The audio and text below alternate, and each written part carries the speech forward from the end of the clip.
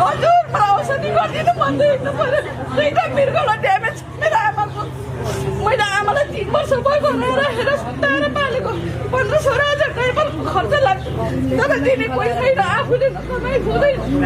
तर कहिलेसम्म हामी यो भौतारेर बिमी भएर घर बिनाको बाँच्नु पर्ने हामी। म तपाईँलाई बताउँछु है त, मैले हिजोको एउटा कार्यक्रममा पनि बताएको थिएँ, तपाईँहरूको नाममा, सुकुम्बासीको नाममा, भूमिहीनको नाममा जुन राजनीति वर्षौंसम्म चलेको छ, यसलाई कानुन बनाएर कानुनी माध्यमबाट जे हुन्छ त्यही गरेर मेरो कार्यकर्ता भए या अर्को कुनै पार्टीको कार्यकर्ता भए पाउने नभए नपाउने बनाएर होइन, कानुनले जे भन्छ त्यही। यदि गलत तरिकाले गरिएको छ भने त्यसलाई कानुन सच्याएर भए पनि पाउनुपर्ने मान्छे, सुन्नुहोस् है, कानुनले दिनुपर्ने भनेको मान्छेलाई यो टपिकलाई, यो विषयलाई सदाका लागि यो पसल छ नि, जुन यो भोट ब्याङ्कको पसल, यसलाई बन्द गर्ने मैले वचन हिजो पनि दिएको छु।